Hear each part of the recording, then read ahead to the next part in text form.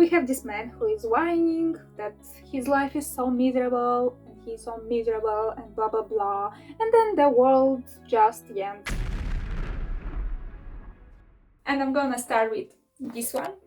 I have high hopes for this one as I've read Better Than the Movies, and that one was very very good. Actually, it was a 5-star book, so high hopes.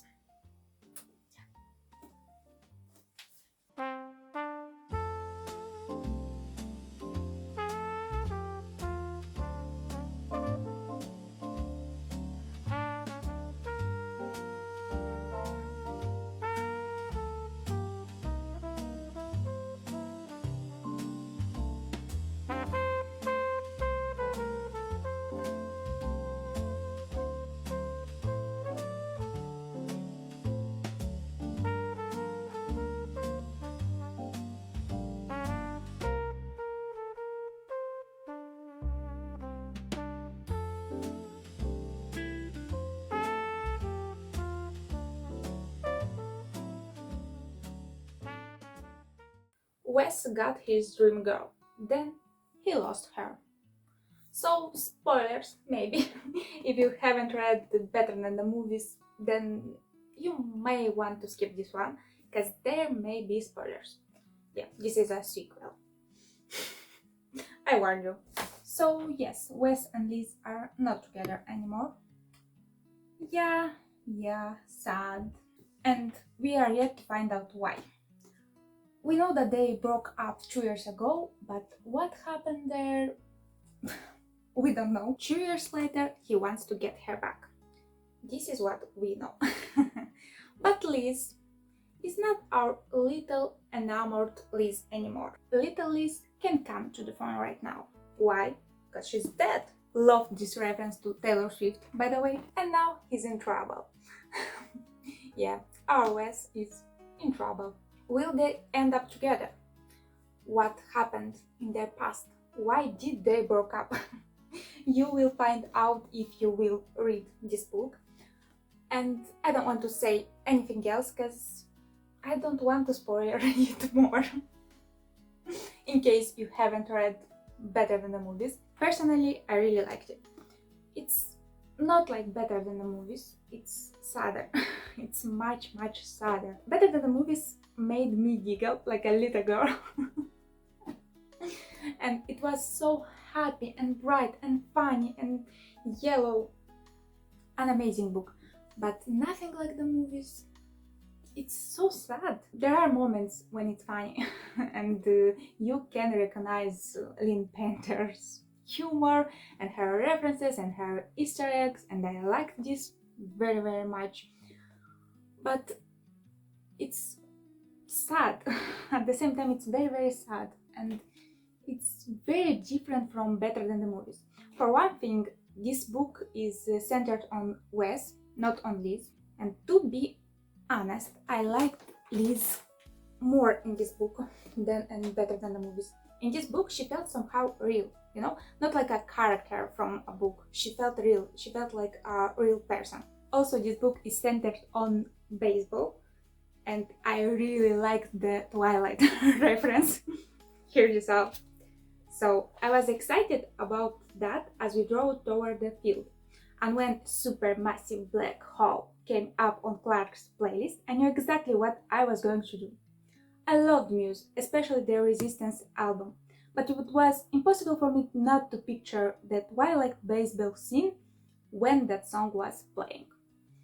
So, yeah, if you've seen Twilight, or maybe you've seen this scene on YouTube or somewhere else, yeah, because I don't know, are there people who didn't see Twilight? Leave me a comment if you are one of those people. But if you haven't seen Twilight and you want to understand what I'm talking about here, you can, I think, Google it. And this is, I think Muse, I don't know if Muse was like very popular at the time of Twilight. I mean, I don't know, but this was my introduction to Muse. And thank you, Twilight, for this. Yeah. I don't know if this is an Easter egg, but yeah, I really liked that reference. And honestly, 2/3 of this book, I thought that this is it. Like, this is it. This is my 5-star read. And then, ah, I don't know. I didn't really like the ending. I think the ending is too cliche. It's like all the rom-com books are full of cliches. Okay, yeah, I know that. And her cliches are okay, and I like them. But in the end, it wasn't.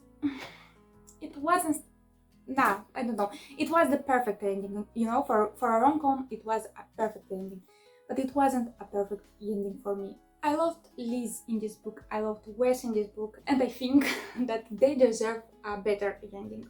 Like, it's not a bad ending by any means. I expected something else. This is why this is a 4-star. This is a solid 4-star read, but it's not a 5-star, unfortunately. And now we are going to move on to the next one. Is it going to be a 5-star read? I hope so. Let's go.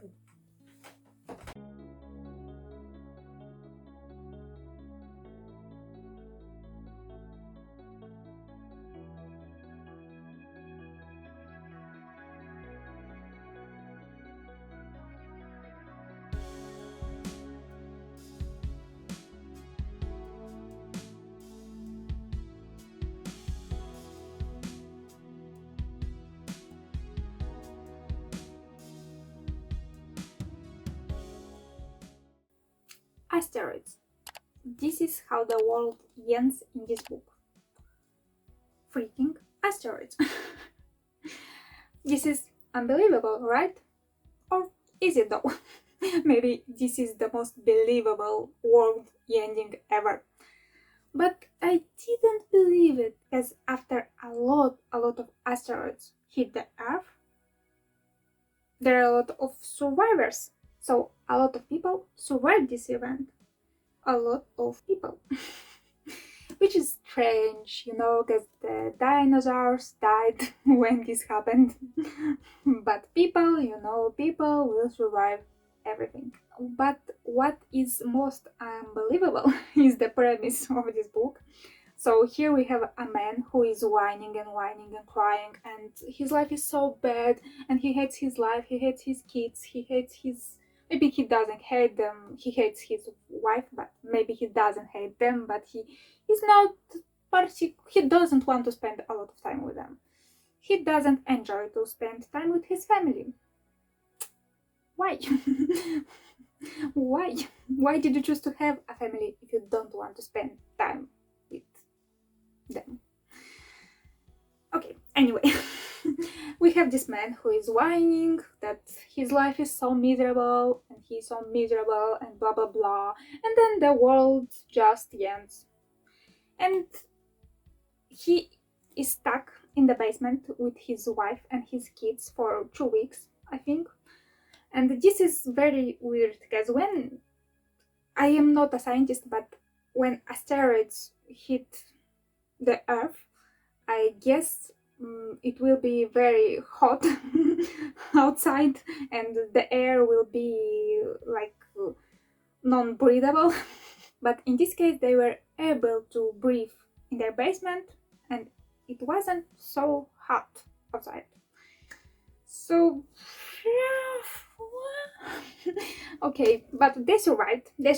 After 2 weeks, they were rescued from their basement, and they find out that there are other survivors.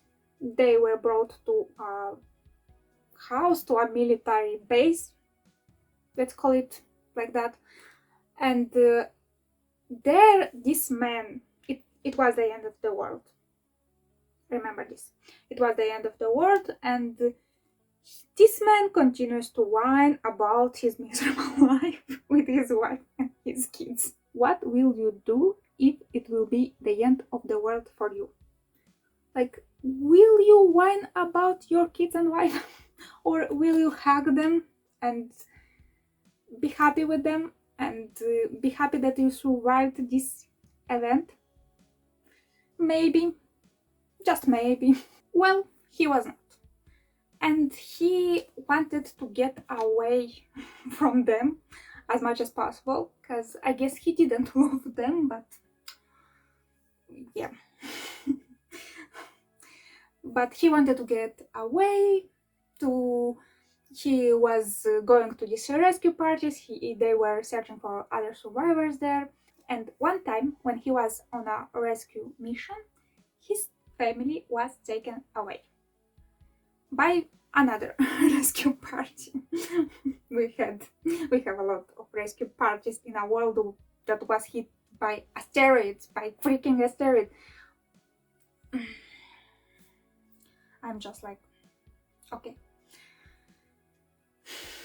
Okay, maybe people have bunkers everywhere and they are living beneath Earth, which I don't think will help if asteroids will hit the Earth, but anyway. And he, in this moment, he's like, oh my god, I need to get them back. This is my family. I need them back. This is my family. I need them back. And he goes on and on and on about this. This is my family. I need to get them back. I need to get them back. And yeah, this is like basically the end of the world running club. He needs to get them back, but they will sail away on Christmas. And this all happens in England, and he is on one side of the country, and his family will sail from like a different side of the country. The title was so promising, the end of the world running club, about a group of people that will run together to the end of the world. I'm kidding. This is basically, yes, a book about a group of people that are running together to get on the other side of the country in time. But it was so strange. I don't know, maybe this is his first published work, because the beginning is meh and the ending is meh, but in the middle there was some promise. Like maybe another book will be better, because the middle was strong, but the beginning and the ending didn't really like them, and I am disappointed. I wanted to DNF this book several times. Like, I kid you not, several times. I was like, okay, I'm not gonna read this anymore. No. But I didn't DNF it, and I don't know if I'm happy about it. I like, though, that there is a character in this book that says balls and idiots several times throughout the book, and if you've watched the Supernatural, there is a character there too who says these words. If you know what I'm talking about, leave me a comment. If you know, you know. And this is the best thing in this book, I guess. Balls and idiots. These words. But yeah, this book, no, it's a 2.5 star read for me, and it wasn't even close to a 5-star book. I thought it will be close, because the first sentence sounds like this. Beliefs are strange, things of certainty about things uncertain. And I was like, oh, we got a philosopher here. This will be interesting. Yeah, I was mistaken.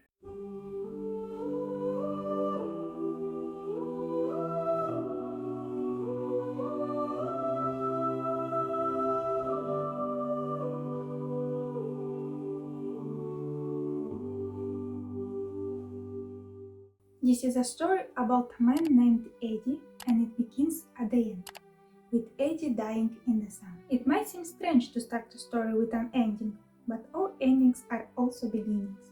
We just don't know it at the time. Wonderful!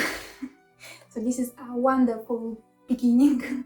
This is a wonderful way to start a book. A 5-star book though. So this book starts with Eddie. Eddie dies in a tragic accident. He's trying to save a little girl from a falling cart. So this is very sad, but also not so sad, because Eddie wakes in afterlife, so in some heavenly place, and he's about to meet 5 people that will tell him something, that will teach him something. So it's an ending, but it's also a beginning. So I like this quote. Take a listen. Had he known his death was imminent, he might have gone somewhere else. Instead, he did what we all do. He went about his daily routine as if all the days in the world were still to come. I like this quote because it shows us that we all are the same. We are living our lives and we don't know when we are going to die. But if we were to know that we are going to die today, we would have done things differently, we would have gone to different places. Like, knowing that we are going to die somehow would change our life, but we are living our lives. Because we can live, okay? We can live like this is the last day on earth every day. I know that, but this book shows us that we can find meaning in our life and we can live our life better. We are who we are, but we can be better and do better things. And also a big lesson that I've taken from this book is that even an ordinary life can be extraordinary. So if you think that your life is so meaningless, if you're wondering why you are the way you are and why your life is the way it is, I think this is a book that will give you some answers to these questions. And if you believe in afterlife, I think it will be a great read for you. It gives you hope, it gives you a sense of belonging somewhere. It's a very assuring book, and I really liked it. But I don't think that this is it. It's not a 5-star read for me personally. I think this was the situation, like the wrong place, wrong time situation. Like, I don't know. It wasn't a 5-star read, and I don't know why. It's a very good book. It's really interesting and it's very assuring, and it gives you hope, it gives you strength, it makes you feel things. It will make you maybe cry, it will make you laugh. It's a very good book. It's a very, like, full of hope book. But for some reason, it's not a 5-star read for me. I can't explain why, because I can't say bad things about this book. It's just, I didn't vibe with it. Yeah, like, it's just me. It's not you, it's me. I don't think that you could hate this book, because it's not a bad book, and I just love his writing style, and I want to read Tuesdays with Mori, because I really enjoyed to read this book. Like, his writing style is amazing. Just love it. So it's a 4.5 stars. Unfortunately, it's not a 5-star read, and I don't know, like, am I going to find a 5-star read? Like, I just don't know. I don't. Maybe I've read too many books and I am too much of a critic. Maybe I'm just looking for the perfect book, which I'm not, to be honest. But for some reason I can't find that 5-star book, and I'm so disappointed in that.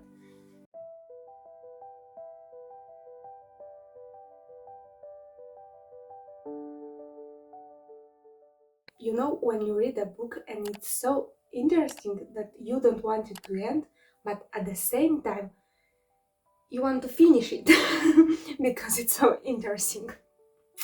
Well, this was the case with this book.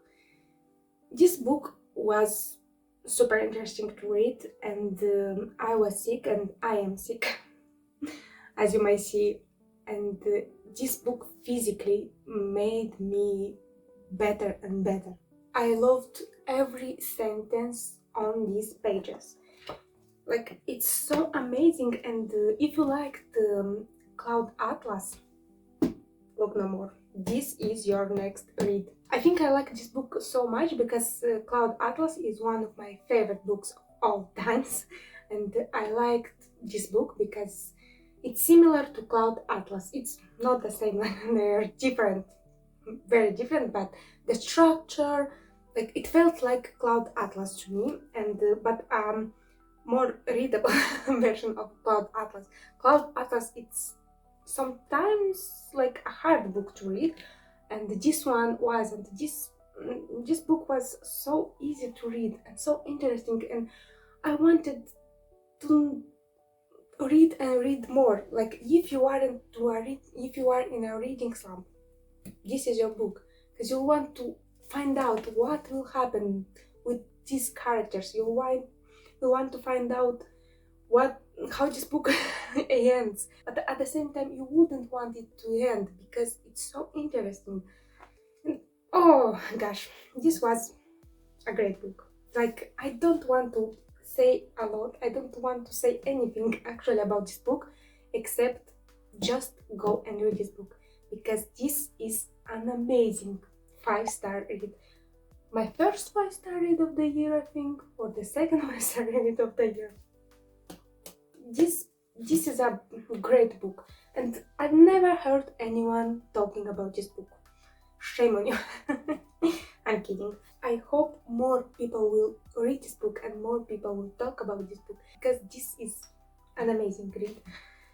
And I wish I could wipe my memory and reread it again because it was that good. And I think I didn't appreciate it as much as I should have because I was sick and I was like down with fever and feeling super bad for more than a week, I think. Yeah. And I am feeling not very good now. But like I hope everyone will read this book. If you want a book, I think you want a great book from this video, this is it.